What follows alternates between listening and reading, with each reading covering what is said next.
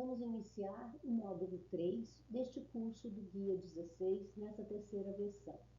Neste módulo, nós vamos abordar os métodos indiretos, os modelos de estudo reduzido e o racional técnico-científico para determinar o prazo de validade de um alimento.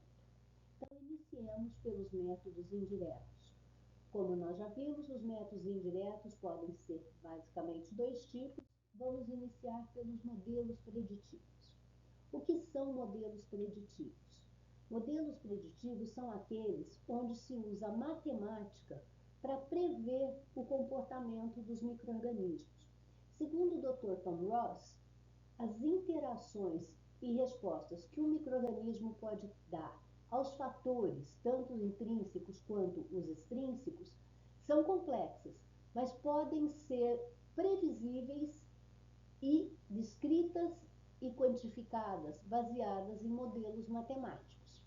Para mim, isso é mais ou menos como torture os números e eles vão confessar qualquer coisa. Uma frase célebre desse jornalista. Mas é mais ou menos por aí. Brincadeiras à parte. Modelos preditivos servem para predizer como pode ser a multiplicação, a sobrevivência, se vai ocorrer inativação ou morte, com que velocidade, como, competição e também ajuda muito na definição das operações unitárias. E eles podem ser usados desde o desenvolvimento das formulações, podem ser utilizados para determinar a vida útil, tanto em condições reais como em cenários de armazenamento. Você pode simular o armazenamento, uma pior condição e ver o que poderia acontecer com o seu produto, na distribuição e no consumo. Normalmente, eles são divididos em dois tipos, os modelos preditivos cinéticos e os modelos preditivos probabilísticos. Os modelos preditivos cinéticos, eles permitem que você consiga estimar o tempo para que uma resposta de multiplicação ou de inativação específica para aquela condição possa acontecer, seja tanto condição intrínseca ou extrínseca. Então, por exemplo, qual é o tempo de adaptação do micro-organismo àquele alimento? Ou qual vai ser a taxa de multiplicação daquele micro-organismo naquele alimento sob aquela temperatura? Ou qual a população máxima que pode atingir? Então, vamos ver um exemplo. Eu tenho um produto com pH 6,5, uma atividade de água 0,98, que é mantido a temperatura ambiente. Se eu tiver Listeria monocytogenes presente, qual a população máxima que eu posso ter ao final da vida útil? Essa é uma pergunta que eu posso fazer e ter a resposta usando modelos preditivos cinéticos. Ou então, eu tenho um produto com pH 3,5, atividade de água 0,987 e emprego benzoato. Será que se tiver levedura neste produto, elas vão conseguir se multiplicar? Então você simula situações e usa o modelo para te dar essa resposta. Então eles são bastante úteis, principalmente para avaliar a vida útil de produtos prontos para o consumo. Os modelos probabilísticos são um pouco diferentes, porque eles vão ajudar a predizer a dinâmica do comportamento desses micro-organismos. Então, é a probabilidade de que esse micro-organismo nos dê uma resposta X ou Y, baseado nos fatores intrínsecos, extrínsecos e no ambiente de processamento. Então, por exemplo, qual é a probabilidade que eu tenho de um esporo de Clostridium botulino, sendo bem radical, se desenvolver, germinar nesse meu alimento que tem essas condições? Ou qual a probabilidade, se ele germinar, de produzir toxina? Ou ainda, qual a probabilidade de eu ter deterioração, crescimento visível de fungos nesse meu produto? Então, essas informações podem ser respondidas empregando modelos probabilísticos.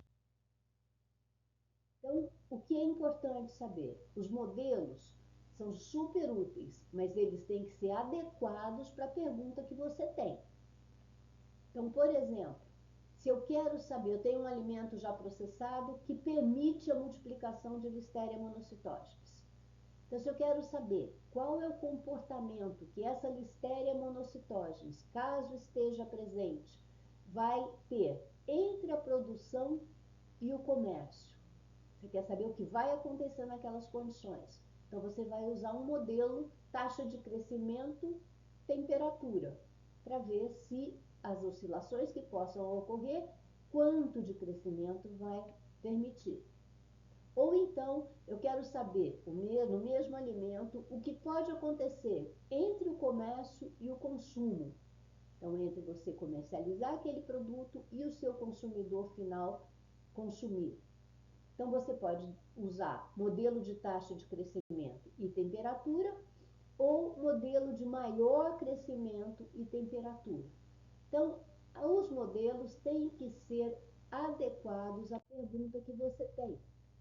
Por exemplo, se o meu alimento é processado, mas não permite a multiplicação de Listeria, eu posso querer saber o que acontece entre o comércio e o consumo. Aqui o modelo é outro. Aqui eu vou usar um modelo sobrevivência, temperatura e pH. Ou seja, o modelo tem que responder a sua pergunta. Então, você tem que saber o que você quer saber, você tem que definir o que você quer saber para poder usar o modelo adequado. E aqui tem uma frase do Dr. Bob Buchanan, que é extremamente importante. Você só vai entender como funcionam os modelos preditivos se entender também que existe variabilidade e incerteza. Nada é 100% seguro. Os modelos preditivos têm várias vantagens no seu uso. Por exemplo, não precisa ficar fazendo teste laboratorial. Você pode simular situações apenas substituindo um dos termos da equação. Você pode testar inúmeros cenários. Por exemplo, será que posso ter um problema de deterioração? Então, você pode simular cenários para ajudar você na definição da sua vida útil. Mas nem tudo na vida são flores. Temos também limitações, como sempre. Qual é a principal limitação do uso do modelo preditivo? É que você precisa de técnicos devidamente qualificados.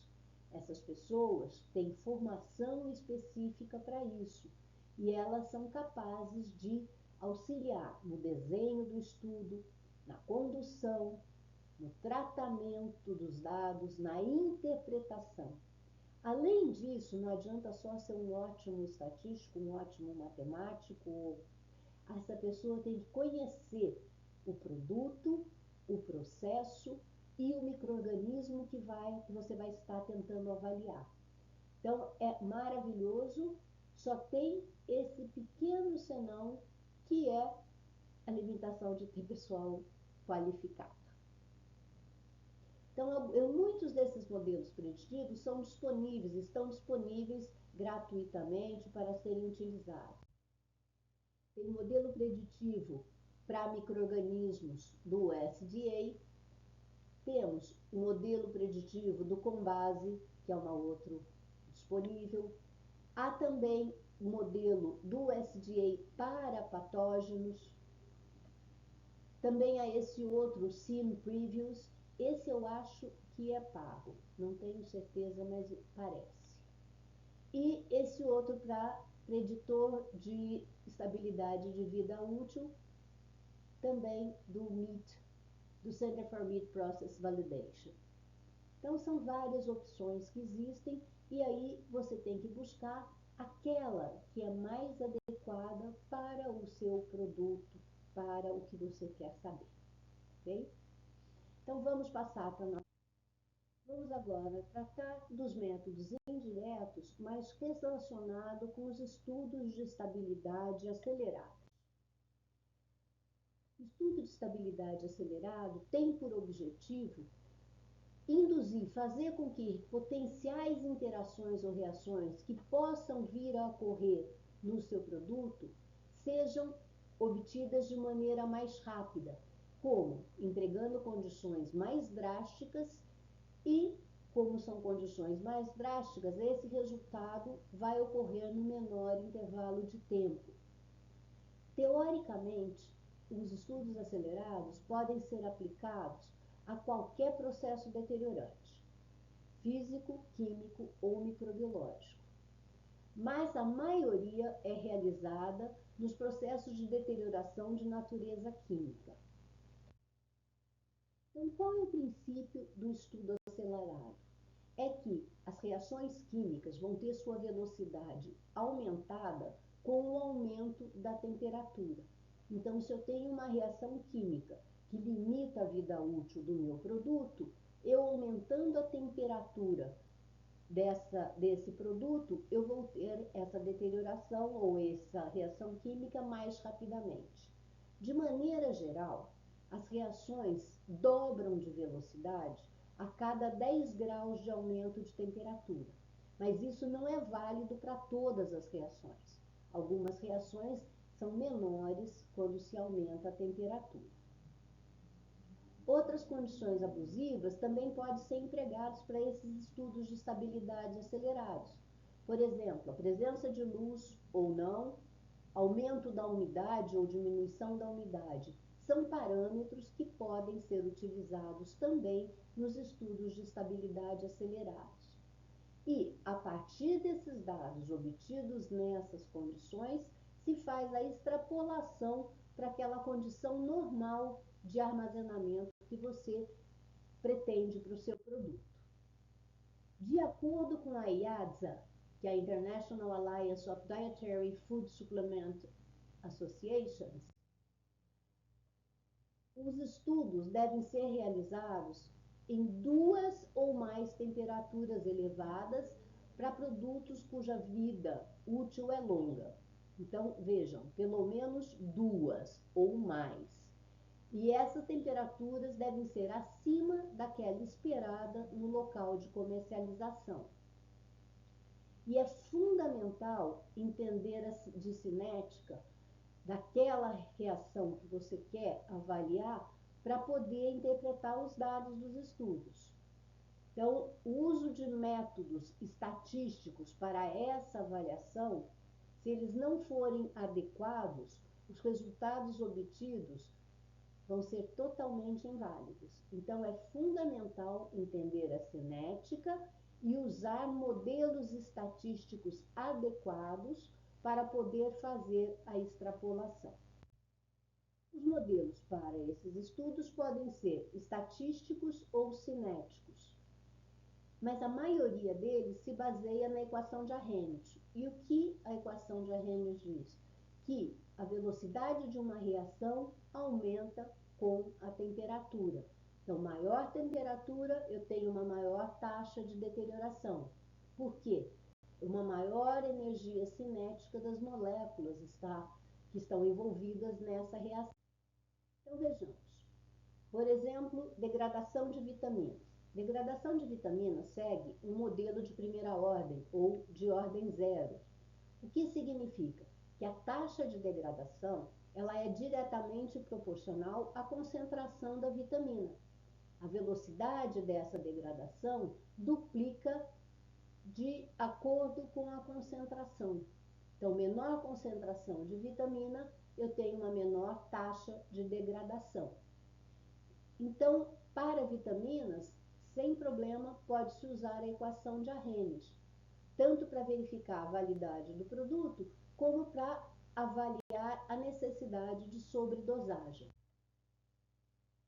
Mas para o uso dos testes de estabilidade acelerados, é fundamental que se garanta que o modelo seja válido para as reações estudadas. Então, é fundamental ter definido quais são as reações que vão ser avaliadas para ver se o modelo é adequado.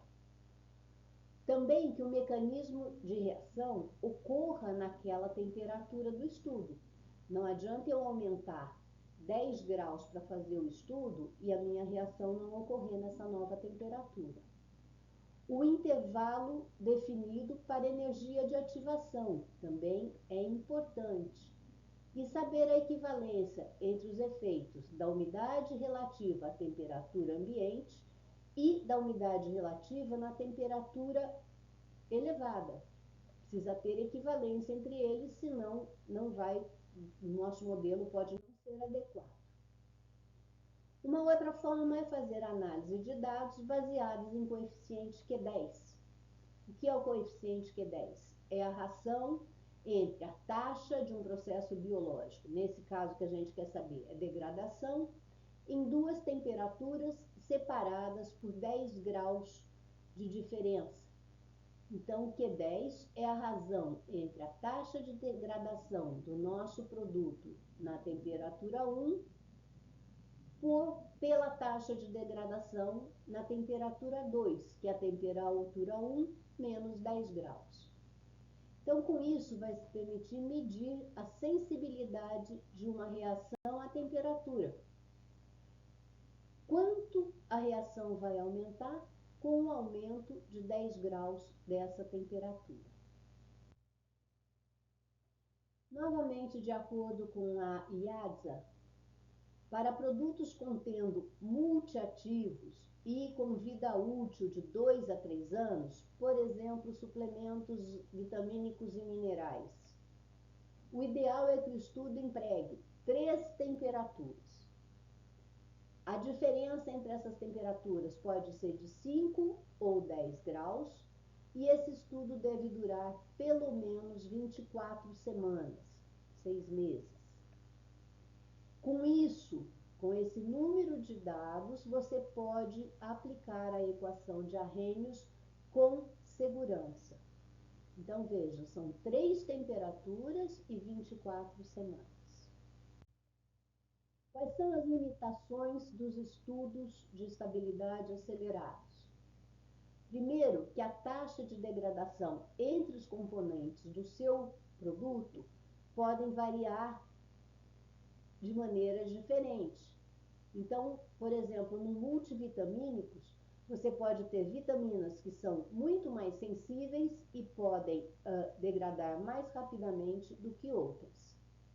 A confiança nos resultados desses estudos não pode depender de um único constituinte, de um único ingrediente.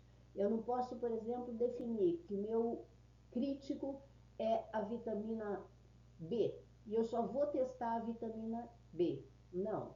É necessário avaliar os múltiplos constituintes para saber o comportamento de todos. E a vida útil de um produto é menor ou igual à estabilidade do componente mais sensível. Sempre o componente mais sensível é que vai determinar a vida útil de um produto. Qual a utilidade dos estudos de estabilidade acelerados?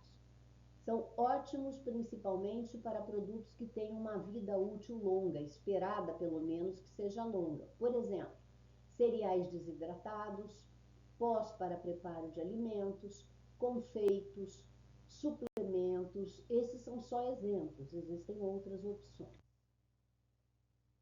Agora, para quem o estudo acelerado não é aplicado? Quando o aumento da temperatura vai causar alterações físicas naquele alimento. Vai ocorrer derretimento, fissuração, suavização, separação de fases.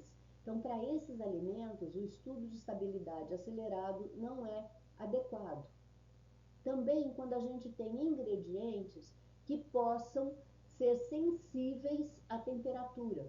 Por exemplo, é um alimento adicionado de probióticos.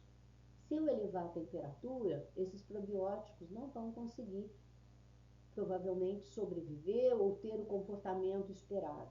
Então, nesse ponto, não, esse tipo de produto não é adequado. A vida útil baseada em extrapolação dos dados do estudo de estabilidade acelerado deve ser acompanhada por um estudo em tempo real. O fato de ter um estudo baseado em dados extrapolados não faz com que você não tenha que ter um estudo em tempo real, ok? Então, você tem que sempre manter o estudo em tempo real em andamento. Qual a diferença entre estudo de estabilidade acelerado e estudo em condições abusivas? Os dois vão usar um fator de abuso, seja qual fator que você escolheu que seja mais importante para o teu produto. Temperatura, umidade, sem problema. Só que os objetivos são bem diferentes. No estudo acelerado, o que se pretende é predizer depois, através da extrapolação dos resultados, qual seria o comportamento do seu produto naquelas condições normais de armazenamento. No estudo em condição abusiva, é entender o que acontece com o alimento caso ele seja exposto a condições abusivas. Então, são dois objetivos diferentes e que deve-se prestar bastante atenção para não confundir. Tá? Para auxiliar as empresas, os laboratórios, os estudos podem ser feitos utilizando modelos de estudo reduzido, empregando agrupamento ou matrização. Vamos ver então como eles são. O objetivo do estudo reduzido, como o próprio nome diz, é reduzir o número de amostras que serão estudadas. Quando se realiza o estudo completo, todas as combinações de todos os parâmetros são testados em todos os momentos. A cada vez que se vai tirar uma amostra, se testa tudo. Com o estudo reduzido, as amostras de todas as combinações, de todos os parâmetros, não precisam ser testadas em todos os momentos, mas existem critérios para isso. Então, isso pode ser uma alternativa bastante interessante quando se faz o teste completo para muitos fatores, porque reduz a quantidade de trabalho, de análises e de custo. Agora, o design que se vai escolher para esse estudo reduzido deve permitir que a quantidade de dados obtida seja suficiente para permitir o adequado estabelecimento da vida útil do produto, ok? São procedimentos internacionalmente reconhecidos, não é nenhuma grande invenção, mas eles precisam ser muito bem desenhados. Então, vamos ver que tipos de estudos reduzidos que nós podemos empregar. São dois os tipos, agrupamento e matrização. Então, vamos começar pelo agrupamento. No caso de agrupamento, são testados somente os extremos dos parâmetros em todos os tempos de amostragem, em todos os momentos. Por quê? Nesse caso, se assume que a estabilidade das condições intermediárias é exatamente igual à estabilidade dos extremos. Então, ele é muito útil, o agrupamento é extremamente útil quando os produtos são idênticos, mas vão variar somente, por exemplo, o tamanho do container ou a potência do produto. Vamos ver um exemplo. Produzo achocolatado e embalo em embalagens de 200 gramas, 500, 1 kg e 2,5 kg. As embalagens são todas iguais, só muda o tamanho, mas são de mesma constituição, tudo exatamente igual. E a formulação é a mesma. Então, o que acontece? Eu vou testar usando o agrupamento, só vou testar os extremos, ou seja, a menor embalagem e a maior embalagem. E as intermediárias eu considero como tendo comportamento igual a dos extremos. Importante lembrar, mais de um lote deve ser testado. Agora, vamos supor que eu produzo vitamina C. A minha vitamina C, ela é adquirida, eu só embalo, ela é adquirida da mesma empresa, eu uso os mesmos ingredientes, os mesmos aditivos para fazer essas minhas cápsulas, mas eu faço em 3 potências, 100 miligramas, 250 e 500 miligramas, e embalagens de 30, 60 ou 120 cápsulas. Então, quais seriam as condições para eu usar o agrupamento? Eu vou fazer na menor concentração, na menor potência, na maior potência e no menor número de cápsulas e no maior número de cápsulas. Os intermediários são considerados iguais aos extremos. Então, vocês percebem que já diminui bastante o número de amostras a serem analisadas.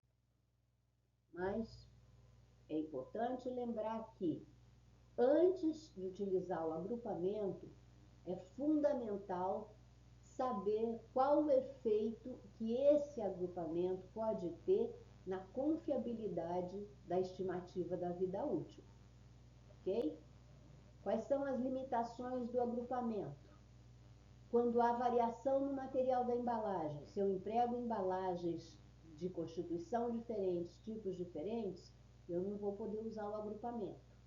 E se as amostras não representam os extremos. Sempre quem deve ser analisada são os extremos. Agora, se a estabilidade dos extremos não coincidir, a instabilidade dos intermediários tem que ser menor que a mais sensível. Então, aquele que foi menos estável é que vai determinar a sensibilidade dos intermediários. Ok? Há também a possibilidade de fazer o agrupamento por similaridade, o que é necessário para poder utilizar o agrupamento por similaridade. Os produtos devem ser produzidos pela mesma empresa, a composição química e nutricional deles deve ser semelhante, eles têm que ser processados e armazenados exatamente de mesma maneira e não apresentar diferenças significativas entre eles.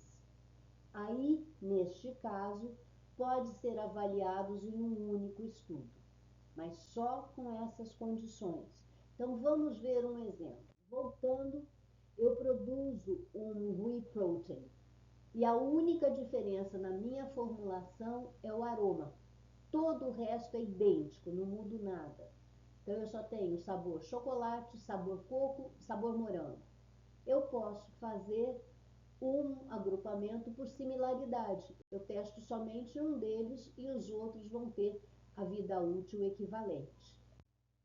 Também é possível entregar o agrupamento por similaridade quando eu já tenho um produto e vou lançar um novo que tenha matriz muito parecida ou idêntica àquele produto anterior, tanto qualitativa como quantitativamente.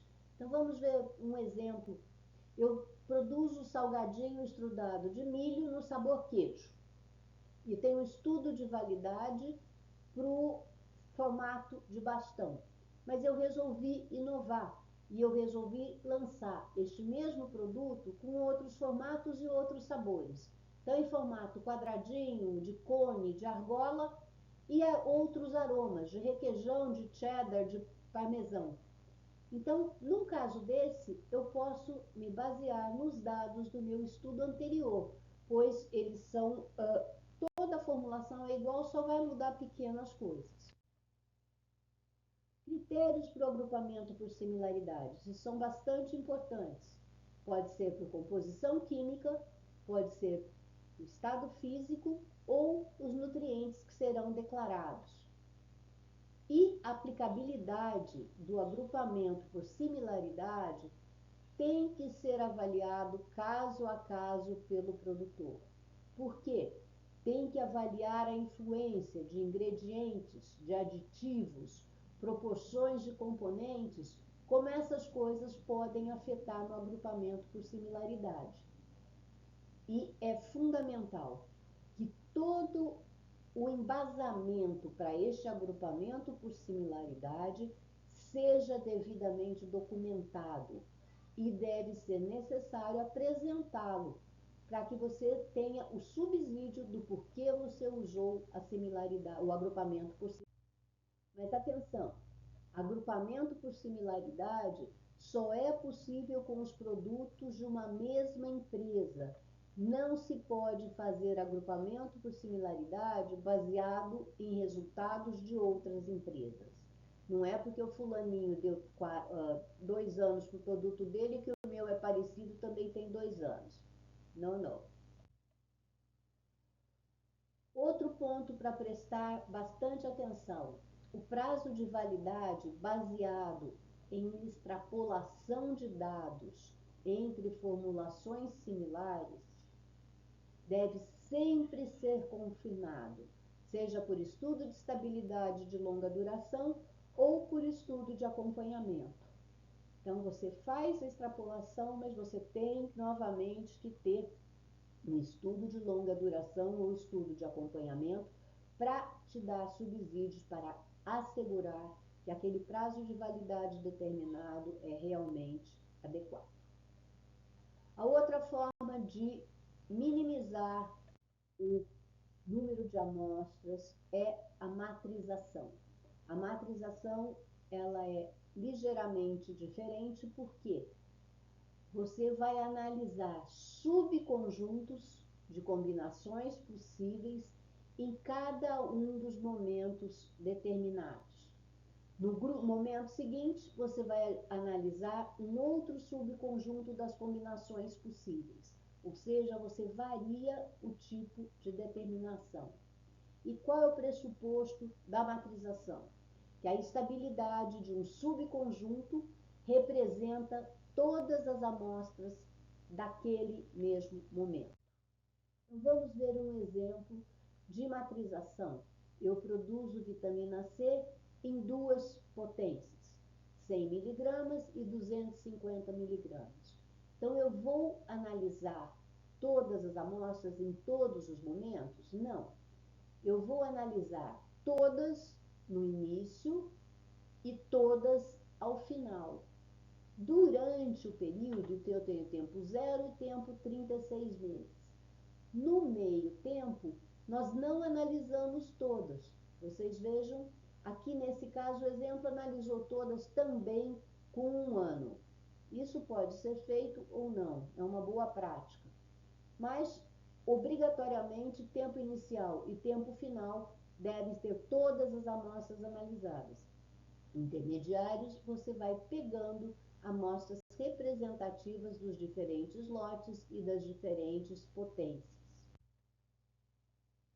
A matrização, ela pode ser considerada se os dados de apoio, aqueles que você tem de antes de começar a produzir, mostram que o seu produto é estável e tem pouca variabilidade. Aí você pode usar a matrização. Se o produto puder ter uma variabilidade muito grande entre um lote e outro, entre uma potência e outra, a matrização não é adequada. A matrização é bastante útil para os estudos de longa duração quando os produtos, por exemplo, têm somente potências, forças diferentes, mas a formulação é idêntica ou então é muito relacionada. Por exemplo, como a gente viu anteriormente para a vitamina C. Esses produtos têm que ser produzidos exatamente seguindo o mesmo processo, o mesmo equipamento, e as embalagens devem ter o mesmo sistema de envase e o mesmo sistema de fechamento, independente do tamanho ou quantidade do produto que está naquele. Vamos então ver um exemplo hipotético. Produzo vitamina C com 2 potências. Se eu for fazer um teste completo, o que eu teria que fazer? Então, eu tenho as 2 potências, 3 lotes de cada uma, e vou fazer análise no tempo 0, 3, 6, 9, 12 meses, 18, 24 e 36. Se eu usar o teste completo, eu tenho então 2 potências, 3 lotes e 8 momentos de teste. Eu tenho que fazer 48 estudos para os diferentes componentes. Se eu for usar a matrização, isso diminui bastante.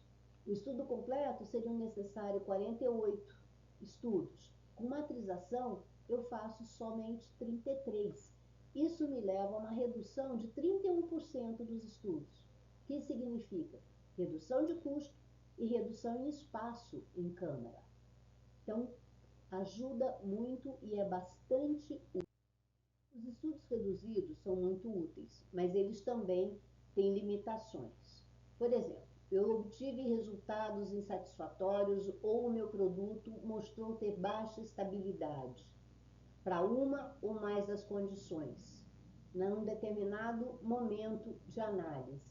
O que eu faço? Aquele estudo ainda vai estar válido? Eu vou poder continuar com ele? Ou eu vou ter que fazer novos estudos? Significam mais custos e mais demora para ter resultados. Então, essa é uma das limitações.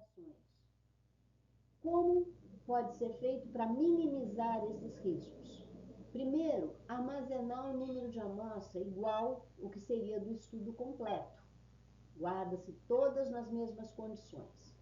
A cada momento de retirada de amostra, segundo o plano de amostragem, se removem apenas aquelas determinadas.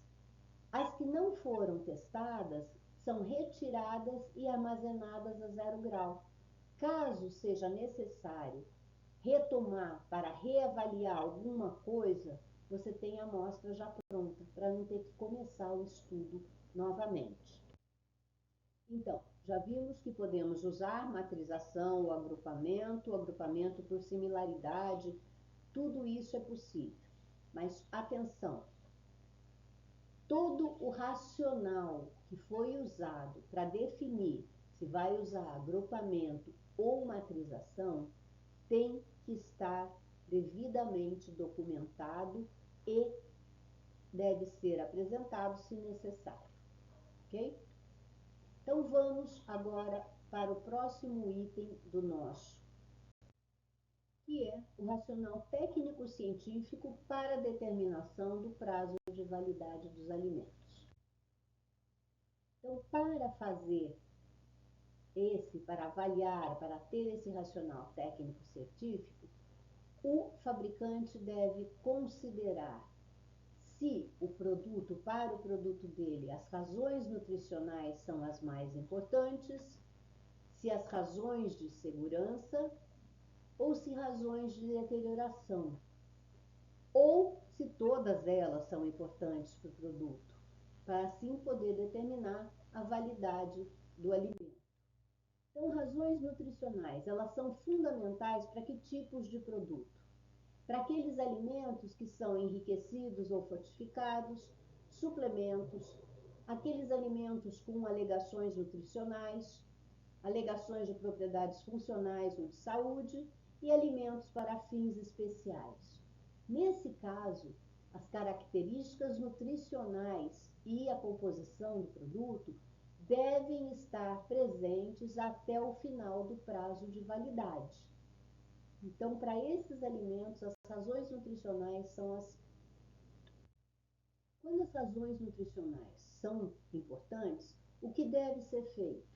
Primeiro, o produtor tem que identificar quais os nutrientes e componentes não são estáveis e, a partir daí, determinar quanto tempo esses componentes ou nutrientes vão se manter dentro dos níveis declarados, considerando tanto os limites como os valores de tolerância.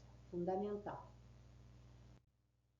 Quando as razões de segurança são as primordiais para garantir a vida útil do produto, o que deve ser feito?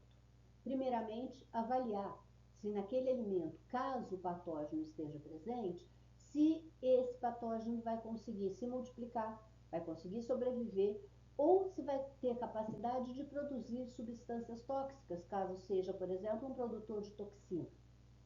Identificar quais são aqueles micro-organismos que devem ser controlados. E também prever por quanto tempo o alimento permanece seguro para evitar de causar risco para o seu consumidor. Quando a deterioração é que é fundamental para a determinação da vida útil do produto, o que deve ser feito? Primeiro, saber determinar por quanto tempo aquele produto vai ter as características adequadas, ou quanto tempo, a partir de quanto tempo, ele começa a deteriorar.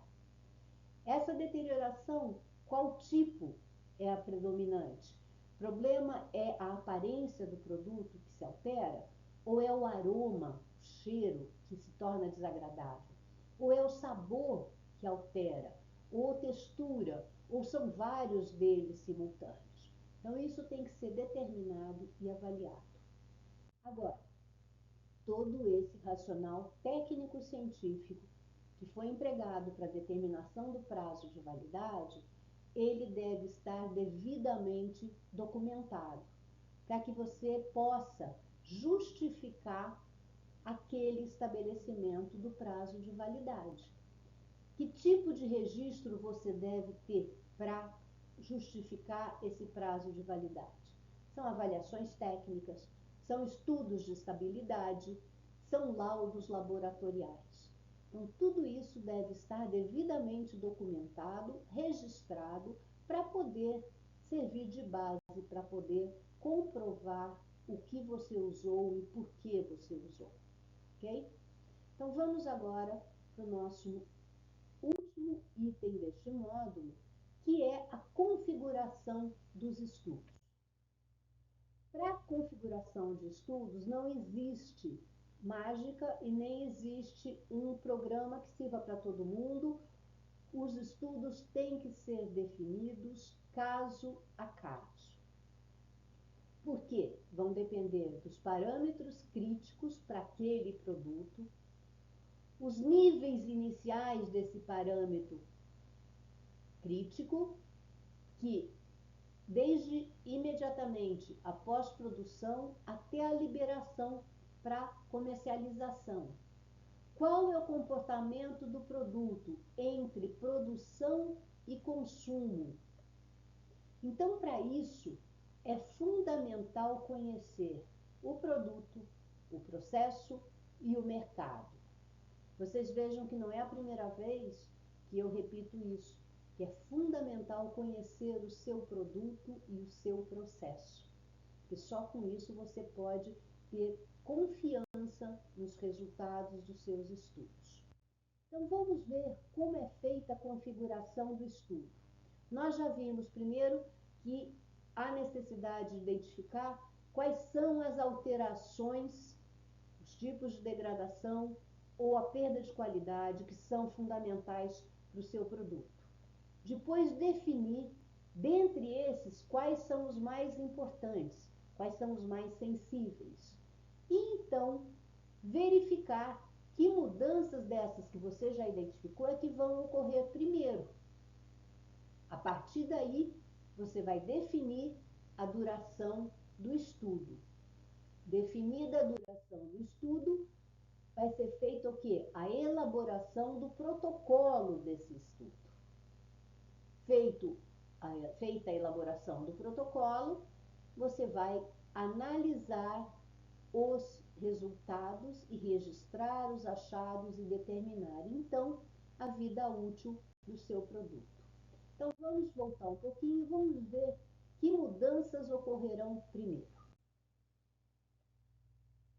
Como verificar as mudanças que vão acontecer? Primeiro, através da avaliação da literatura científica. É o mais rápido e fácil, existem muitos trabalhos por aí. A observação de produtos similares no mercado. Uma expectativa que você tem de quanto você quer que aquele produto dure. E através do emprego de modelos preditivos. Aí você consegue, então, ter uma ideia de que mudanças poderão acontecer primeiro. A etapa seguinte é a duração do estudo. Por quanto tempo esse estudo tem que ser conduzido? Serão dias? Serão semanas?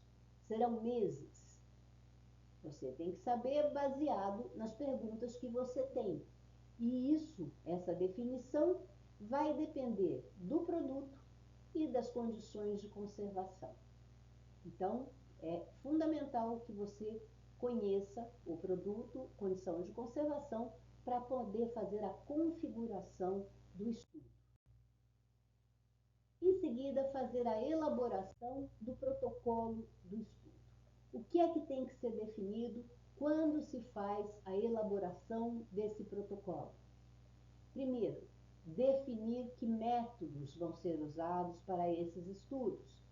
Vamos empregar métodos diretos ou métodos indiretos? Os indiretos são viáveis para o nosso produto? Nós podemos extrapolar os resultados sem risco?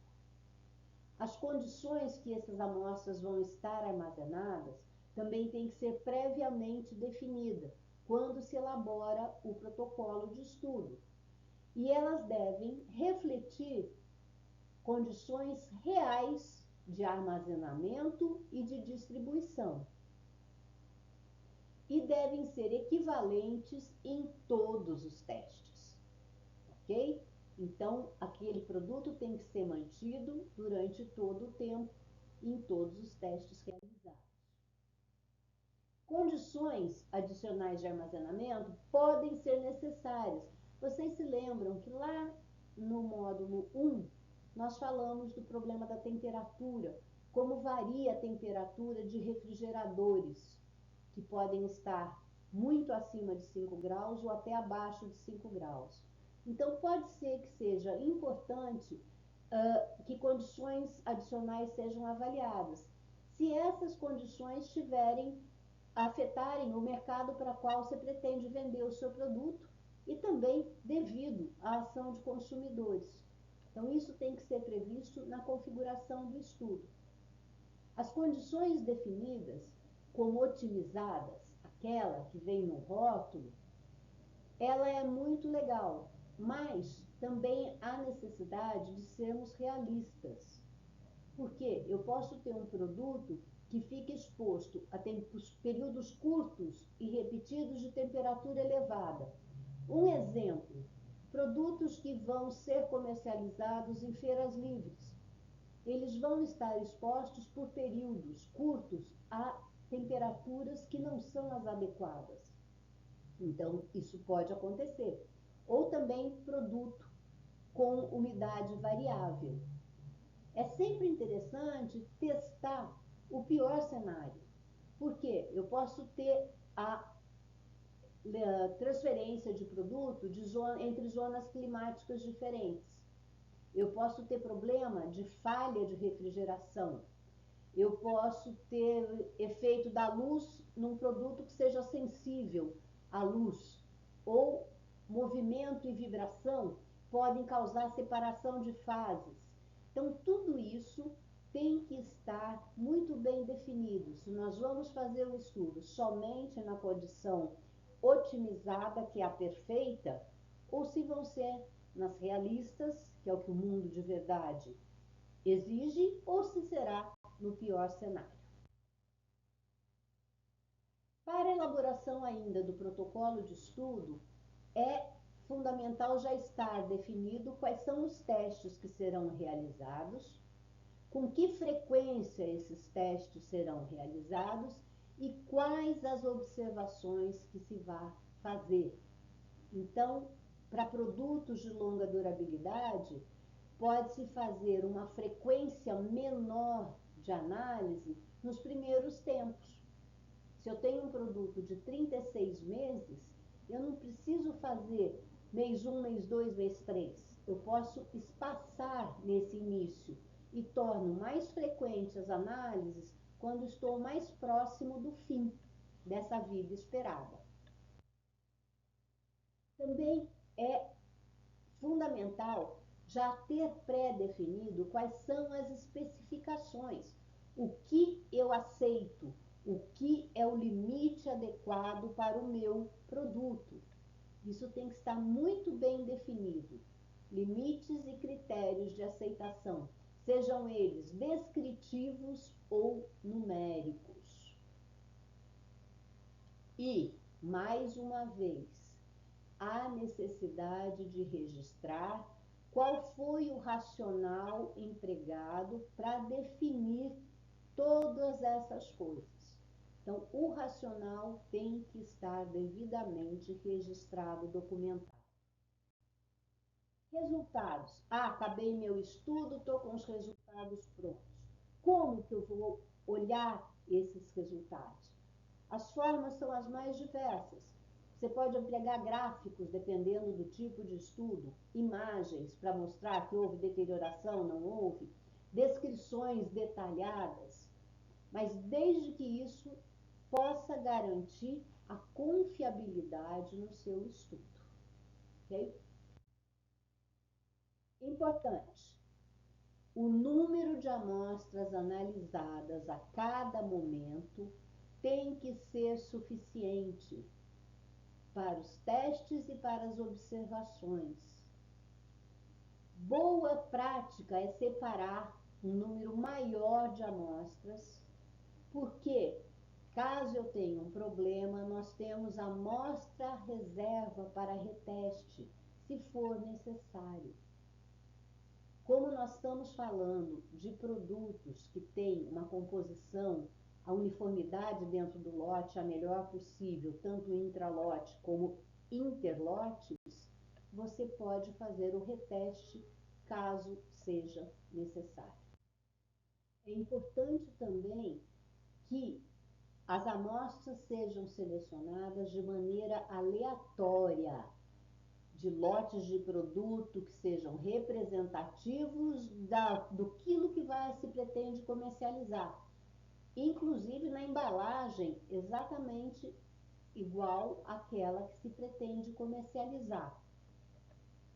As amostras também devem ir para a câmara climática o mais rapidamente possível. Por quê? A validade começa ao final da fabricação. Então, eu não posso testar o produto 3 dias depois da fabricação e considerar esse aí o tempo zero. Não, o tempo zero é o dia que terminou a fabricação. Um outro ponto extremamente importante que causa uma série de confusões. Posso usar lote piloto? Pode usar lote piloto se esse lote piloto for representativo de lote comercial. Um lote piloto realizado em bancada, ele não é representativo do processo que vai ser escalado. Então, atenção a isso. Lote piloto, sim, desde que representativo do lote industrial. O estudo deve ser repetido com amostras diferentes e lotes diferentes. Por quê? Você usando amostras diferentes de lotes diferentes, você vai minimizar a variabilidade, tanto dentro do lote como entre lotes. Então, é fundamental que isso seja respeitado. Necessário utilizar amostras diferentes de lotes diferentes. Se eu encontro uma grande variabilidade nos meus resultados, o que eu vou fazer? Você tem que investigar por que seus lotes estão tendo tanta variabilidade e buscar determinar como reduzir essa variabilidade, porque isso significa que alguma coisa está fora de controle. É importante também, quando se vai fazer a configuração dos estudos, que sempre que ocorrerem mudanças significativas, seja na composição, nos ingredientes, no processamento ou na embalagem, se repitam os estudos. Não tem como. Se você muda alguma coisa importante desse grupo, você tem que refazer o estudo. Quando você faz mudanças pequenas, por exemplo, eu mudei o corante, ou mudei o aromatizante, ou vou substituir o benzoato pelo propionato, que os dois têm exatamente a mesma ação no teu produto, não é obrigatória a realização de novos estudos. Desde que, lembrem-se que é desde que as matérias-primas que você fez, essas substituições, estejam com o mesmo padrão de identidade, pureza e de composição que você estabeleceu nas suas especificações. Então, atenção a isso. Também o outro ponto, eu vou substituir o fornecedor de um ingrediente que é estável, mas eu mantenho o processo e o armazenamento. Preciso repetir o estudo? Não, não obrigatoriamente, desde que, vocês lembrem-se bem desse desde que, a matéria-prima novamente esteja de acordo com as especificações de identidade, de pureza e de composição. Agora, se qualquer um desses não for exatamente o mesmo, você precisa de um novo estudo. Eu tenho um produto que é composto por 2 ou mais componentes separados, por exemplo, um mix de nozes e uva passa, aquelas trail mix. De qual a validade? A validade vai depender da validade de cada um dos ingredientes. E vai ser, desse mix, a validade vai ser a do produto mais sensível. Aquela que for mais curta é que vai determinar a vida útil da sua combinação. Agora, eu tenho um produto composto por alimentos distintos, que estão misturados, mas são produtos semelhantes. De novo, a validade vai ser do componente mais sensível. Um caso completamente diferente. Eu tenho um alimento que é formado por diversos componentes. Então, aqui a gente tem, por exemplo, um poke, que nós temos embaixo arroz, aqui me parece ser frango cozido, edamame, milho e cebola. É um produto completamente novo, onde a validade de cada um dos itens não pode definir a validade desse produto. Então, o que acontece? Num caso como esse, você tem que estabelecer um novo prazo de validade, porque é um alimento completamente novo. Então, em resumo, eu tenho um alimento X que está composto pelos ingredientes A e ingrediente B. O ingrediente A tem vida útil de 18 meses, o ingrediente B tem vida útil de 12 meses. O prazo de validade é determinado pelo ingrediente B, 12 meses de vida útil para esse nosso produto. E se eu associo muitos ingredientes, eu tenho um novo produto. Então, um novo estudo de prazo de validade é necessário. Quais as etapas de um estudo de vida útil? Este gráfico também foi adicionado à nova versão do guia, onde a gente vai conseguir ver de maneira clara, graficamente, quais são as etapas. Então, primeiro, identificar se o produto apresenta risco de perda nutricional, perda de segurança ou de deterioração. A seguir, nós vamos estimar a vida útil com base em fatores intrínsecos e extrínsecos e, se adequado, usando modelos preditivos. Então, essa etapa é a etapa de estimativa. Aí nós vamos para os testes microbiológicos, físico-químicos, sensoriais. Eles são necessários para validar a vida útil estimada? Se não, se você não precisa fazer testes, você já vem aqui para baixo. Aplica uma margem de segurança e determine a vida útil na rotulagem. Se você precisa dos testes, Planeje o teste para o estudo de vida útil. Realize esse teste e interprete os resultados e determine a duração da vida útil. Essa aqui é a etapa de validação das informações que você teve aqui de cima.